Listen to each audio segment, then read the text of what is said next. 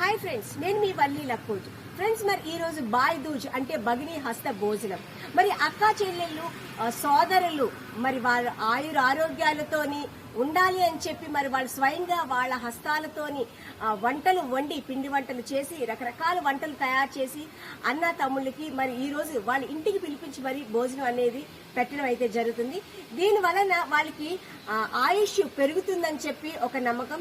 అలాగే మరి అన్నదమ్ములు కూడా అక్క చెల్లెలు మీ కష్టాల్లో మేము వెనువెంట ఉంటామని చెప్పి వాళ్ళ వాగ్దానం కూడా చేయడం అయితే జరుగుతుంది. మరి పురాణాల ప్రకారం చూసుకున్నట్లయితే యముడు మరి ఇదే రోజున వాళ్ళ చెల్లెలు యమునాదేవి ఇంటికి వెళ్లి ఆమె చేతి వంటను తిన్నారంట. మరి అందుకనే మరి ఈ రోజు గాని మరి ఎవరైతే వాళ్ళ అక్క చెల్లెలు ఇంటికి వెళ్లి మరి భోజనం వాళ్ళ చేతితో తయారు చేసిన భోజనం తింటారో మరి వాళ్ళకి నరక బాధలు కూడా పోతాయని కూడా మరి పురాణాల ద్వారా అయితే మనకి తెలుస్తుంది.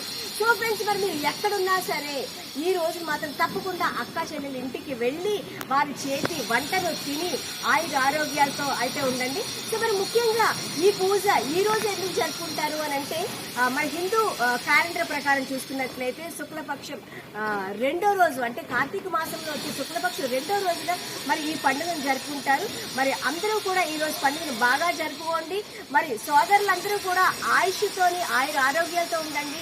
అలాగే అక్క చెల్లెలందరూ కూడా ఆనందోత్సవాలతో ఉండండి. మరి మీరు కూడా ఈ పండుగ చేసుకున్నట్లయితే కామెంట్ చేయండి, షేర్ చేయండి, లైక్ చేయండి, సబ్స్క్రైబ్ చేయడం మాత్రం మర్చిపోవద్దు.